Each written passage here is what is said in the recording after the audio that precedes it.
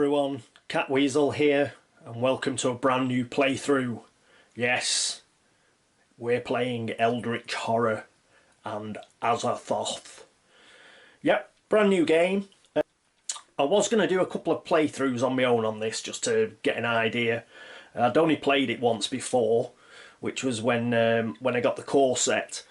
But as I'd only started board gaming this last Christmas, and had Arkham Horror and Shadows of Brimstone as well, I thought I'd better not overface myself. So I put it back on top of the wardrobe and concentrated on the other two. But now I fancy getting on with it. So we'll give it a go. In the interim, I've got all the expansions. So I've got the Mountains of Madness, Forsaken Law, and the new one, which is Strange Remnants. So let's crack on. I've already set up quite a bit of it at the moment. I've picked out the 4 investigators. I did do it randomly. The reason I've done it off camera is because these introduction videos tend to go on for ages. Just to let you know who we've picked, we've got good old Norman with us. We'll have a chat through him in a bit when we get to the player area. We've also got I think this is Agnes Baker. I haven't played Agnes before in Arkham Horror, so that'll be nice. Try somebody new, and she's British. She's in London. Brilliant. Zoe Samaras. We remember Zoe, don't we? Oh yes, she's the nutter chef. So I quite enjoyed playing Zoe when we played Arkham. So I'll be looking at how she plays in Eldritch. That'll be interesting. And another new investigator that I haven't played before, Trish Scarborough, the spy. So those are our 4 investigators. Here's the setup with the board. Just a quick word about the components and stuff. They're actually fabulous. They're absolutely beautiful. The board's beautiful. The new artwork for the investigators is beautiful. The cards, it's just fabulous. It's just really, really beautiful. It's a pleasure to get out of the box. Fantastic. Some of the things that I've already set up as well are I've already taken the assets. I've put the top 4 assets down here. We've got a lucky cigarette case, lucky rabbit's foot, pocket watch, and an astronomy guidebook. The bank loan, as you can see, is actually pasted onto the board. You can get that at any time. It's a global map. So where Arkham is a bit claustrophobic, you're stuck within the confines of Arkham and Massachusetts, and everything's really claustrophobic feeling. This is obviously a more worldwide and global game, which Lovecraft did do. He did do quite a few stories whereby they were set in Arkham or Innsmouth and they were quite claustrophobic. But he also did things like At the Mountains of Madness, and Call of Cthulhu itself involves quite a bit of travelling and stuff. So this is more of a worldwide sort of game where everybody gets to travel around a lot more. There's a lot of decks. I'll go through those as we actually play the game. But some of the things that we have got to do that I haven't done yet is we have a thing called an expedition token, which is where you can go to find things like artifacts and stuff. It's a bit Indiana Jones-like. And to set that up, what we need is the expedition deck. And here's one of these like beautiful decks that they've got. As you can see, they've got all sorts of stuff on. And they look quite fabulous, to be perfectly honest. And these are all, as you can see, they've all got a slightly different back, and this relates to places on the board like the pyramids or the Amazon. You can tell they're expedition spaces because obviously they're like a picture rather than the circular roundel. So those are the places pretty much where the expedition goes. So you've got the deck here, I've mixed in all the cards from all the expansions. If we do get any that come up for specifically for say at the Mountains of Madness and Antarctica and what have you, we'll just draw again. But I think we should be alright. Bloat's not a real problem with this game. I think they've tried really hard to avoid that. So what we do, just give this a quick shuffle and then we'll cut it. And we cut it, and I have a feeling that that is going to be the Himalayas. It is. So that's where we're going to put that. That's going to pop there on the Himalayas. I'll put the deck back up here. I'll show you how I've arranged the decks and stuff in a minute. But that's the expedition token sorted. You get these nice little reference cards. And we're going to be playing with 4 investigators. So when we spawn a gate, we'll spawn 1 gate. When we spawn clues, we'll spawn 2 clues. And should we get a monster surge, we will get 2 monsters. So to start off the game, I believe that we're going to need a gate. So here's the gate stack. So we'll give this a wee shuffle, he says. Hopefully they're all the right way, unlike that Plateau of Leng one. So we'll just give them a rough shuffle. Like that. Then obviously to start off, we're going to have a gate. Now it doesn't matter that you turn them over in this game. Oh, it's the Plateau of Leng anyway. Doesn't matter that you turn them over. So we're going to get a Plateau of Leng gate.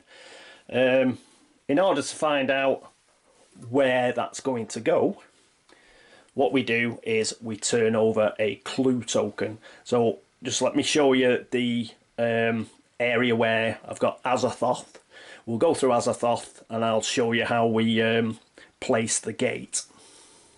In fact, we can't use the Plateau of Leng because that's on the bloody sideboard. I told you I haven't played it much. So we'll have to keep going till we get one that's on here. There we go, we've got the Amazon. So there we go, there's the Amazon. I'll put this Plateau of Leng one to one side because we're not using the Mountains of Madness sideboard. So I'll just put that over there.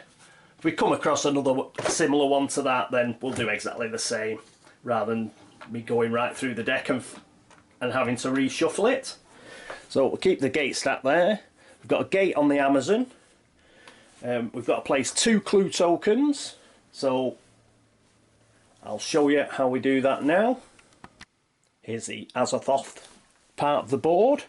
So in order to place the 2 clue tokens, what we do is we just like have them here randomly, sort of face down, and then you just pick one. So that's going on space 18. Another really cool thing, I don't know whether you can see this, but you see how it has a little map? So instead of having to search all over the board, you just go where the red dot is, because that's where space 18 is. So it just makes it really easy to find it. So space 18 is there, and we'll pick another one at random, and that is Sydney. Oh, so they're quite close together. So we've got one at Sydney and we've got one on space 18. Unfortunately, none of our investigators in their starting spots are anywhere near, but never mind. Right, let's have a look at Azathoth while we're here. So he's got 15 on his Doom track, so I've put that on up there. You'll see that when we go back to the main board again. Azathoth, the Daemon Sultan. When the Omen advances to green space on the Omen track, advance Doom by 1 for each Eldritch token on that space. So what we've done up here, I think you can just see it. There is, on the this is the Omen track. There's the green comet symbol. So we've put the Eldritch, a starting Eldritch token on there. This is the Omen ring, which will move round that track. And that's there, that starts there. So when 3 mysteries have been solved, the investigators win the game. That's how you win the game. You've got to solve mysteries. It's not about closing or sealing gates, Eldritch Horror. There'll be mysteries for each ancient one, and you shuffle them up and you pick 3. Occasionally you might have to solve a 4th mystery, but that comes out through the cards generally, if you're really unlucky. When Azathoth wakens, flip this sheet and resolve the world is devoured effect on the back. As you can imagine, it's called the world is devoured effect. It's probably not good. And it's got a little bit of theme text here. The idiot god sits at the centre of all things, spreading madness and death. Its seeds descend from the stars, threatening to crack the world in half. Yes, it's grim. Right, so it's got a little setup thing. Place 1 Eldritch token, which I've just shown you, on the green space of the omen track. So we've put that in. And then we've got to make up the Mythos deck. And the Mythos deck has 3 stages to it. So unlike Arkham, where it was just like we just shuffled in everything, gave it a good shuffle, and we kicked off, there's only a set number of Mythos cards. So what have we got here? There's 4 there. There's another 6, which is 10. So there's 16 Mythos cards for Azathoth. And when you run out of your Mythos cards, when you come to draw the next Mythos card, and there isn't one there, then that's it. That's game over as well. So it's game over if Azathoth wakes up, i.e. the Doom track gets to 0, and it's also game over if we don't manage to solve the mysteries before we run out of Mythos cards. So we'll do the Mythos deck. I didn't do that prior, because I thought you might want to see me do that. So what we've got is we've got different coloured decks. Here's the green deck. Now originally I had a bit of problems with this because I was just generally looking at the card here, like you do, just looking at the centre of the card. But if you do actually look at the top, my eyes aren't the best anyway, but it's a lot easier to see in this top band that this is actually a green Mythos.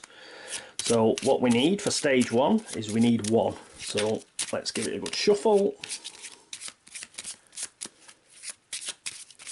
So for stage 1, that's 1 green Mythos. Right, and then we need a yellow one. This is the yellow deck. As I said, it's a lot easier when you look at the top. We've got 2 yellow cards for the first stage. There we go. 1, 2. And the final one is the blue ones. These are the blue ones. Give these a quick shuffle. I've shuffled them beforehand anyway, but just do it again, because I know you love to watch me crap shuffling, and that's 1, isn't it? So that's our first stage. So we'll just put that there. The next stage has another single blue one. So while I've got hold of the deck, put that down. The yellow deck has 3 cards. 1, 2, 3. And the green deck has another 2.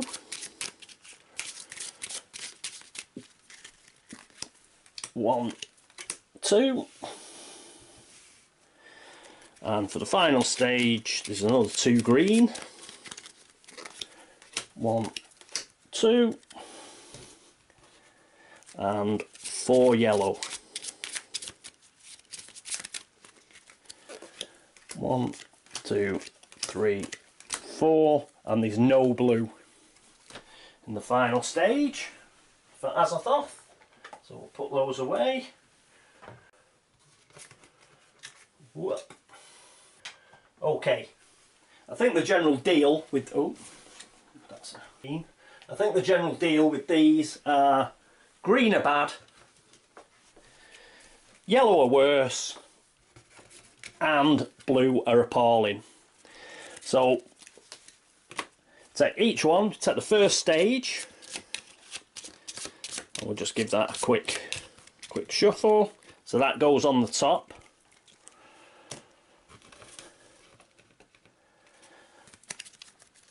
Same for the second stage.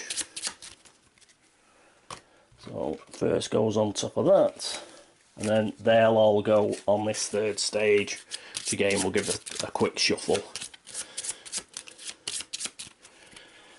Right. So this is our Mythos deck for Azathoth. I'll place that over here. I'll show you that in a minute when I show you how the cards are set out. Okay, so that's Azathoth set up. Other information on the card. All the great old ones get one of these cards. Like cultists. The cultists in this game are specially tailored towards the specific great old one. Not so much so for Azathoth, because he's not the easiest to play, because he's a you don't actually get to fight him. He doesn't wake up, he just eats everything. But his cultists aren't particularly special either. After resolving a will test, you just lose 1 health and you defeat the monster. I think the idea with the cultists of Azathoth is they're all just nutters. They're just completely crazy and off their heads. They obviously want Azathoth to wake up and eat the world, so they're all sort of suicidal and just completely crazy. So I think that's the rationale behind the cultist monsters, and that's Azathoth. We get some nice artwork there as he's getting ready to sort of eat everything, which is nice. On the back, the world is devoured. I think we gathered that by it being called The World is Devoured, but there's a bit of flavour text which I'll read out should the worst come to the worst. So that's Azathoth, and we'll keep him over here on this side of the board. Each great old one gets certain cards. A lot of them get special encounter cards. Azathoth doesn't particularly, but he does get some mysteries. And what his mysteries are the things that we've got to obviously solve. We solve 3 of them. What it means is Azathoth doesn't wake up, because that's the only way you can beat Azathoth, is stopping him waking up. If he wakes up, it's all over. So what you've got to do is stop all these crazy people from waking him up. So I've just shuffled them. I could take the top 3 off, but what we'll do is, just to save me messing around, as I turn them over like I will in a second, then I just know I've got to do 3. As soon as we do 3, then that's it. We've managed to put him back to sleep. There we go. We've also got another deck that's specific to Azathoth. Well, we'll have a look before I shuffle it. It's just like a clue deck. So, and you can tell it's specific to Azathoth. That's again, like a lot of work's been put into the artwork on here. This is why it looks absolutely fabulous. Each great old one will just be on the back, you know, in this little part of the card. So you know that's Azathoth. It's got a little, obviously it's got the magnifying glass on. So there's all sorts of little encounters and stuff that are specific here to Azathoth, and which the whole idea is it increases the theme, and you know that you're fighting Azathoth.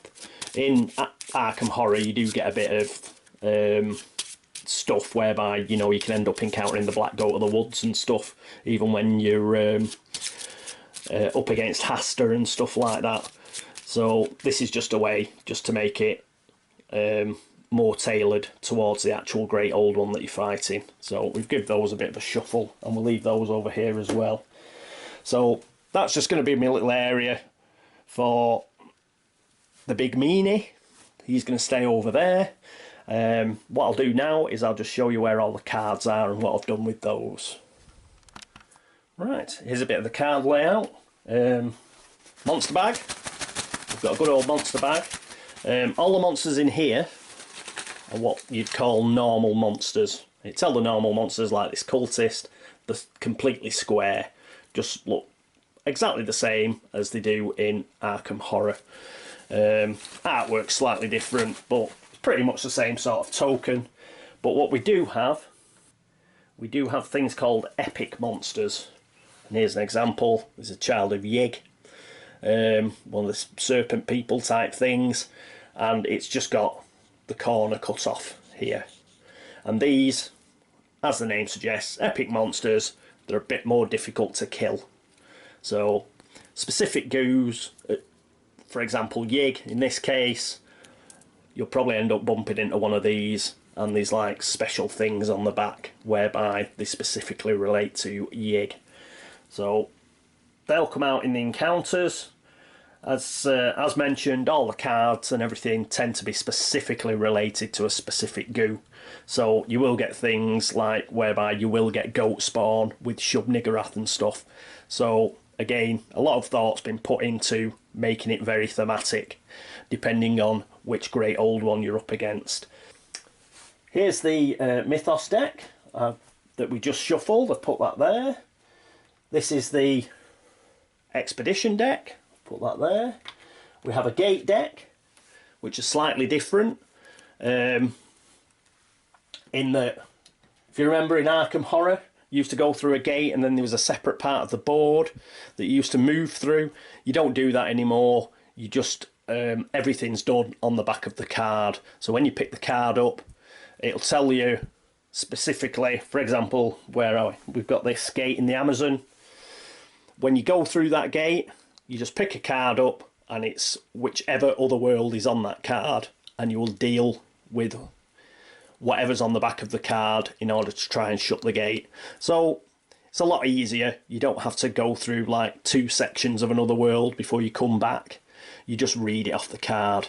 So you don't know what particular other world you end up in until you actually pick a card. So that's the idea behind that. That's a bit of streamlining that they've done. The other cards here are location cards, just like Arkham, but they've split them into, for example, this purple deck is like the Far East and Asia. So there's Tokyo, Shanghai, Sydney in there, and you can tell, you just see it on the back. There they are, just making Sydney Harbour Bridge in the 20s, just polishing it off. So if you end up in one of those 3 main cities, then you can use one of these decks. Similarly for Europe, there you got London, Rome, and Istanbul. And the green deck is the Americas. So you've got Arkham, San Francisco and Buenos Aires. If you're not in one of those major cities, then you'll use this general deck. As you can see, it's split between a city icon, a wilderness icon and a sea icon.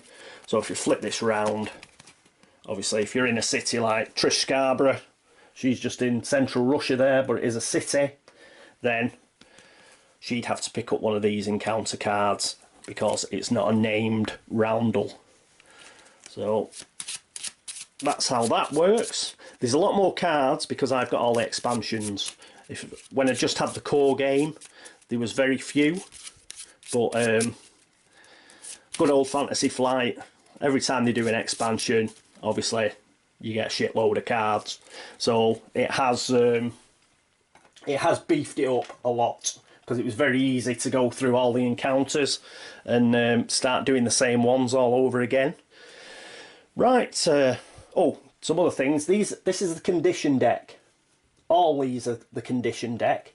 I've split it because, again, you got more and more cards and conditions, and what happened was you had a huge deck that was about this high, and it was just going all over the shop. So I went on Board Game Geek, and a lot of people said, if you can split them out. So I've split them out into the type of condition they are. Like there's injury conditions, there's like madness conditions, and illness and bane and boon and all the rest of it. So, and deck conditions, all these here, I've split them up. You don't have to pick randomly. Another card will tell you to pick up a condition, and it will tell you specifically what condition to pick up. So we don't need to have them all randomised. Having them split out like that will just make them easier to find.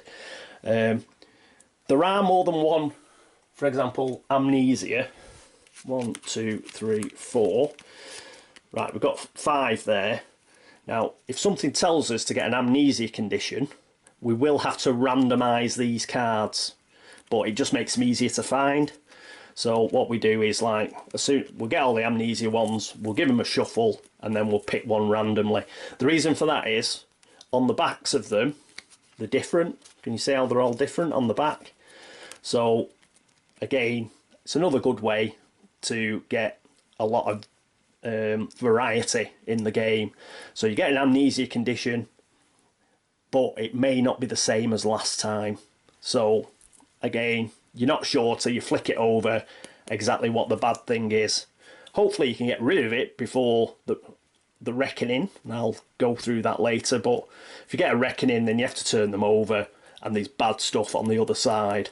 So depending what card you picked, you could have all sorts of bad stuff. But that's a really good way of keeping everything fresh and keeping a lot of variety.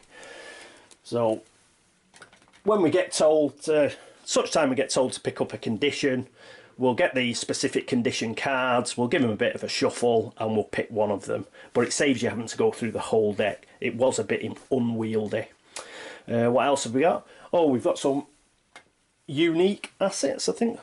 Oh no, these are the, what they're called. They're not unique assets. They're like special magical stuff.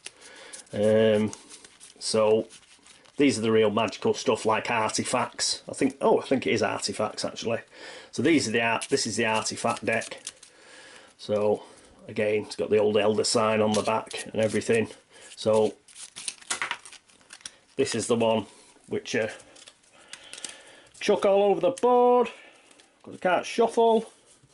But as you can see, if you've played Arkham Horror, you'll recognise things like the Pallid Mast and the Alien Device. So all that stuff's sort of in here.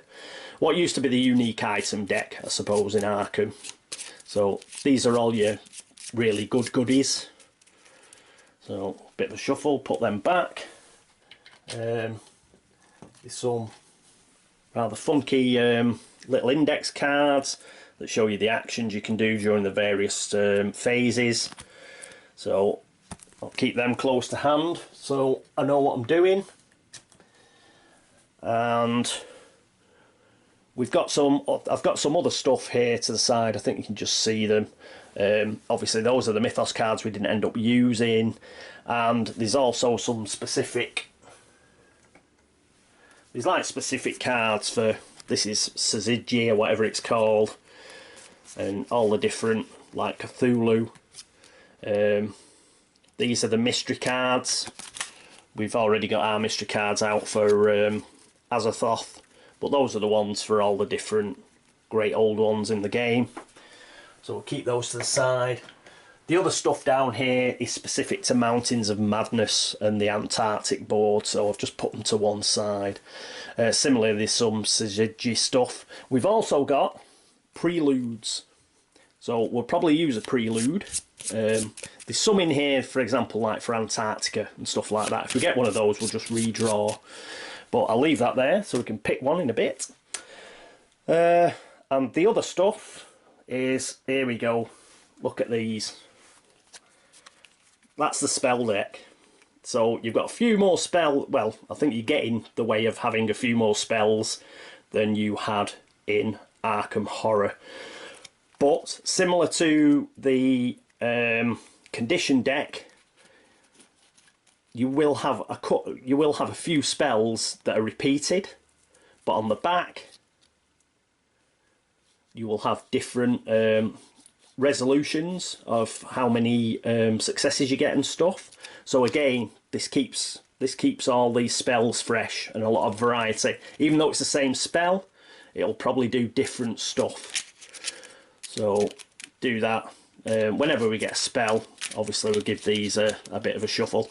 One thing I showed you the back there, it doesn't really matter because we haven't started the game yet, but once you start the game, you cannot look at the back until such time as you've rolled your dice. Then you can flick it over and have a look. Same with conditions. Until such time as there's a reckoning and you have to turn it over, you're not allowed to look. Which which keeps the suspense going, I suppose. What else have we got here? Oh, we've got like I suppose it's a unique asset deck. That's it. So you've got things like allies in here. So where they used to be separated, they're now all together as unique assets. So there's all sorts of stuff in here. You know, exploring the ruins, prayer, stone tablet, dog sled, all sorts of stuff. And they come out. The game will tell you to bring any of those out. I'm not so sure we'll get any with Azathoth, but we might. And finally, another huge deck, and this is the asset deck. What I did was I drew the top 4 here and put them down just to show you how they would sit on the board. But as you can see, nice thick deck. I'll give it another quick shuffle. And as we use assets from the supply, they will get replenished from this deck. So give them a quick shuffle. There we go. And I'll put that back over here. I've also got the epic monsters over here. So they're not in the monster bag.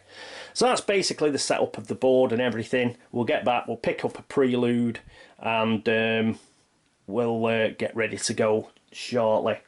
Before that, let's get over and let's meet all the investigators. And here we are with all the investigators in their like special place. You might notice something a bit odd. Well, just to show you what it is, it's any prizes for guessing what it is. Yes, it's acoustic foam for dampening sound in sound studios and stuff. You stick it on the wall. But I saw some local pound shop, and I thought, with this ridge, I thought that'll be ideal. Ideal, cheap for doing things like sticking the cards up so we can see them easier. You see, you just put them in like that and they stand up. That look cool. So any of you get a chance and fancy using this sort of stuff, I think they sell it on, like Amazon will sell it and stuff, but you might have a local pound shop that's got some. That's where I got mine from, and all you do is you just set it up like this, and saves a lot of messing about, I think. So that's what I'm doing there. So I think it looks quite funky. So right, anyway, first player, you get to pick who the first player is. In Eldritch Horror, it doesn't have to go round in any specific order. You just decide between yourselves who wants to go first next. So I've just got Norman going first because he was the one I picked out randomly first. Then it was Trish, then it was Zoe, and then it was Agnes. So let's have a read. And there's the funky first player token I'm using. So what we've got here with Norman is still an astronomer. As you can see, he's got slightly different artwork now. Action. So when he has an action, on his action phase, he can spend 2 clues to discard 1 monster on a space containing a gate. So you can get a monster away from a gate. If you want to go into a gate and close it, you have to get rid of any monsters first. So that could be good. Also, once per round, you may spend 1 sanity in place of spending 1 clue. Excellent. A little bit of text there. Let them call me a crackpot. Something is happening to the stars, and I am not imagining it. No, you're not, Norm. He's got 5 health and 7 sanity. It tends to be out of 12 in Eldritch Horror rather than 10. Although I know, who was it? Was it Hank Sampson that went up to 11? But it tends to be 12, I think, in Eldritch Horror. And they don't have the focus. So, you know, I used to move the sliders up and down. You don't have that in Eldritch Horror. You just have set, law, influence, observation, strength, and will. So you roll the number of dice equal to that number there. You can put them up You do get opportunities to put them up. There are little tokens you can put on with +1, and you can flip them over and it'll go to +2, but you never get more than +2. So there'll be no moving focuses up and down, which is a pity really, because I know a lot of people didn't like that in Arkham Horror, thought it was too fiddly and a real pain, but I thought it was a good thing. Just that little bit of extra strategy you could use, but we'll see how we go on. Right, flick it on the back. Now again, over this side, don't really want to read that, because that's to do with if he gets killed or driven insane. But we've got some stuff on here. It's just like Norman Withers, tells you where to put him. So he goes to Arkham. He's got one Feed the Mind spell, which we've got there. And the scientific community ridiculed Norman for his claim that 6 stars disappeared from the sky. After exhausting every plausible astronomical explanation for answers, he took a position at Miskatonic University and began exploring more improbable possibilities in the restricted section of their library.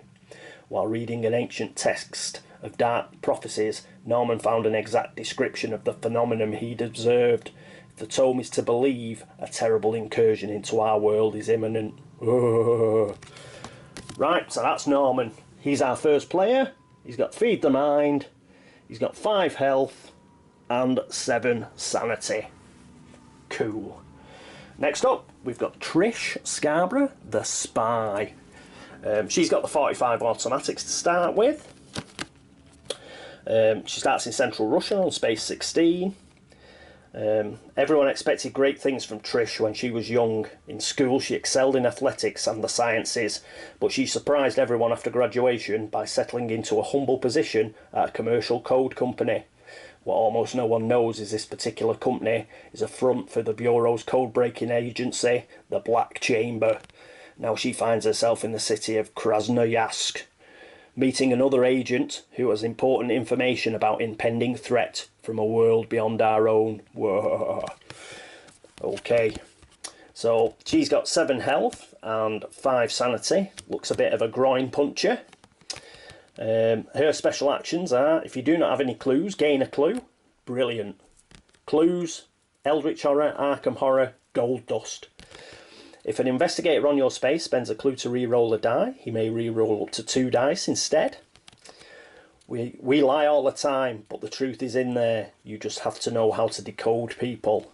That's Trish's mantra. So that's Trish.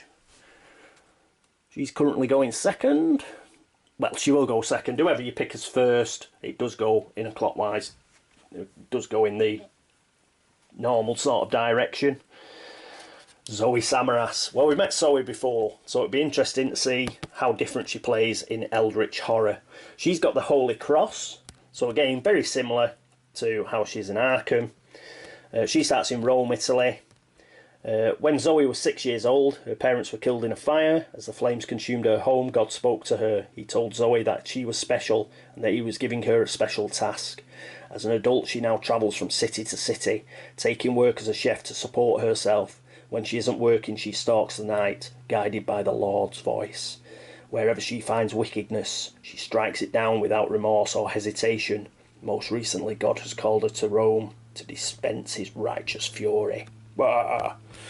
So, good stuff. Another groin puncher. But, not particularly. She only got 5 health, 7 sanity.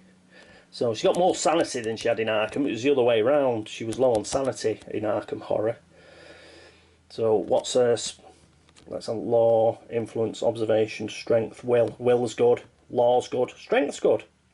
Just her observation and influence not so good. So she looks pretty good. Special action, if you have fewer than 2 task assets, gain 1 task unique asset.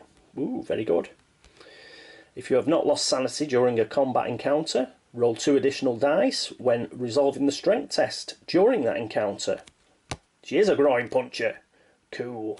God has spoken. I will do his work without hesitation. You do that, Zoe. Fabulous. And next up is Agnes Baker, the waitress. Haven't played Agnes before, but she's British. That's what we like. Okay. good to play a Brit occasionally. Let's have a read of the back. London, United Kingdom. Right, Agnes Baker. She gets 1 profane tome asset, which she's got there, and a Storm of the Spirit spell. Once, Agnes lived quietly, taking orders and serving up food at a diner in Arkham. Oh, she's American. But one night she fell from her ladder, striking her head. After that, she could recall a past life as a sorceress in the ancient world of Hyperborea. Conan. Her mind flooded with memories of arcane lore. Amazed by this new magical knowledge, Agnes has travelled to London to learn more about Hyperborea, but is driven by her own curiosity or compelled by the will of her former self. Oh, sorry, but is she driven by her own curiosity or is she compelled by the will of her former self? Ooh. So, oh, pity. I thought I was going to play a Britisher there. I was going to put on my accent and everything, but never mind. Law's good. Will's a bit Strength 2. Yeah, she seems quite well rounded. She's got no wands, so that looks pretty groovy. Good health 7. Sanity of 5. Waitress. Bloody hell, imagine if they were in the same diner. Zoe and Agnes. Well, they'd be hell, fancy getting a sandwich out of there. Right, cool. So that's Agnes. So that's a setup for our chaps. We'll go back over to the main board now. We'll pick up our prelude and any other bits and pieces we've got to do prior to the start of turn 1. Won't be a second. Okay, welcome back to the board. Well, here we are. We've got all the setup things in here. So we've placed the game board, we've organised the tokens, created a gate stack, created the clue pool, we've created the general token pool, which is just basically my Plano box over there. We've chosen and placed our investigators, put them on the starting spaces. We've got the starting possessions, that's groovy, health and sanity, all that sort of stuff. We've determined the ancient one because we're starting with Azathoth, because he's the recommended one. As most straightforward, we've placed the Eldritch token on the Omen track as per the setup effect. We've created the monster bag. There's no epic monsters in it, they're all kept out the side as per the instructions. We've separated and placed the decks.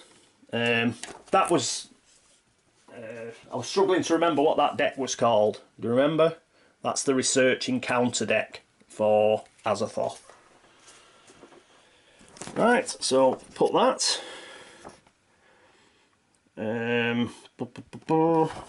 We don't have a special encounter deck because Azathoth doesn't have them. But he does have the mystery deck and the research deck. We've separated all the other cards and we've put them in the business card holders. We've shuffled the expedition encounter cards. We split it and then put the expedition encounter on the Himalayas. We've done the spell conditions, mythos cards. We've set those aside.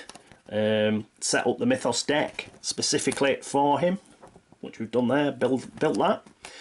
Resolve starting effects. So place the reference card, which is just at the bottom there, which I showed you before, and we'll use that when we're resolving the mythos effects. We're playing the Doom token, put it on 15, which is where it starts for Azathoth. Played the Omen token, which is the little punched out disc. So that's around the Eldritch token. The top. Place the top 4 cards of the asset deck. They're all here. Spawn the number of gates. It's 1 gate, and it went to the Amazon. Oh, we've got to draw a random monster from the monster cup. What are we going to get? Probably something horrible. We have a serpent person. The serpent people. Now, they've got greenness.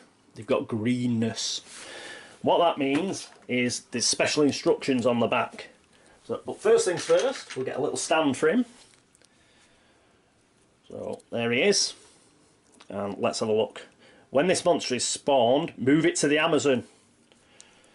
Well, that's where he was going to go anyway, because we were going to put him with the gate anyway. Weirdness. Weirdness already. So, right.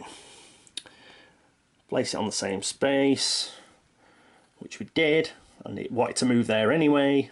Place the active expedition token on the space that corresponds to the illustration. It was the Himalayas. Spawn the number of clues. There was 2. We put them on space 18 and on Sydney. Finally, draw 1 mystery card and place it near the Ancient One sheet. Then resolve any when this card enters play effects on that card. So let's do that. So there's about 6 cards here, 6 mystery cards, but as I said, we'll just do the top 3 rather than separate it all out. So this is it. Seed of the Demon Sultan. Can we read that? A strange green comet has fallen from the sky. Even after the impact, the meteorite continues to slowly burrow itself deeper into the earth. The colour out of space. When this card enters play, place the mystery token on Tunguska. So a mystery token is one of those with a big question mark on it. There's Tunguska. As an encounter, an investigator on Tunguska may attempt to search for signs of the impact in the dead forest, which will be an observation test. If he passes, he discovers a strange green meteorite. He may spend 2 clues to place 1 Eldritch token on this card. The end of the Mythos phase, if there are Eldritch tokens on this card equal to half the investigators, which is 2, in our case, solve this mystery. So we need to get 2 clues on there. So we've got Trish, who generates clues, and she's right next to it. So that seems pretty funky. So we'll leave that there. That is our first mystery that we need to solve. We'll also probably need to get rid of this serpent person and close the Amazon gate, so perhaps Norm can get down there. As well as that, why don't we have a prelude? Woohoo! Let's just go all in, man. As I say, if we get a weird one like for Antarctica or something, similar to that Plateau of Lengate we got, we'll just discard it. Right. Rumours from the north. Which is quite good, because we're all quite northerly. A chill wind makes its way down from the frozen Arctic tundra, and with it comes something much worse. Rumours of cannibalism and strange sightings on the edges of civilization are on the lips of every passerby. Even as their breath turns to frozen mist before them, the signs all point to one thing: Ithaca, the harbinger of endless winter, is stirring. Well, that's pretty much Ithaca, isn't it? Should we just have a look through and see if there's anything for Azathoth? Because I don't want an Ithaca one. We're not fighting Ithaca. Let's just get the next one. Beginning of the end. Over the past few months, the keystones of civilization have begun to crumble. Ancient libraries have burned to the ground, and many intellectual experts have died under suspicious circumstances. You've seen the clues and woven these events together to see a grand conspiracy. Some hidden society or unimaginable power is surely behind this, and you fear the worst is yet to come. After resolving setup, place 1 Eldritch token on the green space of the Omen track. The lead investigator discards 1 gate on a space of his choice, or each investigator gains 1 clue and 1 focus. During the game, if Azathoth is not the Ancient One, when the Omen advances to the green space of the Omen track, advance the Doom by 1. So we'll do that one. So that seems quite a good one. Seems quite set up for Azathoth. So I think we've got to put a 2nd Eldritch token on there though. If we don't, if the one that's already there is good enough, just give us a shout and I'll take it off. But after resolving setup, place 1 Eldritch token on the track. Then the lead investigator discards 1 gate on a space of his choice. Or each investigator gains 1 clue and 1 focus. Oh yeah, I'll use focus as well. You'll see that during the game.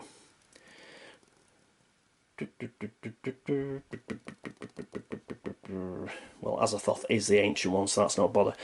He's not going to discard the gate. I think we will take the 1 clue and 1 focus for each of our investigators.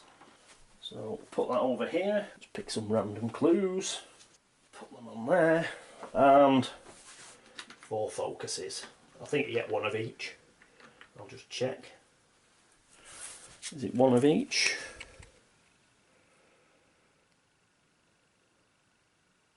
One clue and 1 focus, yeah. What focuses do are they allow things like re-rolls. I think the idea behind them is, in the core game, because these didn't come in till Mountains of Madness, in the core game you could have situations where you couldn't actually do anything. For example, you couldn't even rest. Well, you could rest, but it wouldn't do you any good because you were full health and full sanity. So rather than have you not getting sort of any benefit whatsoever for a turn or an action, they said you could get these things called focuses. Essentially, you're not doing anything else, you're focusing your mind, and that comes in should you need to do a re-roll or something like that. So it's just a way to use up the turns better and not to have any dead actions. Right. So I think that's ready. I think we're all set up. We've got 2 clue tokens, we've got a gate, we've got a serpent person, we've got a prelude, we've got the expedition on the Himalayas, we've got the mystery to be solved at Tunguska, and Azathoth is stirring in his slumber. So I hope you'll join me next time for turn 1 of Eldritch Horror. Azathoth. Until then, this is me, Catweazle, signing off. Toodaloo.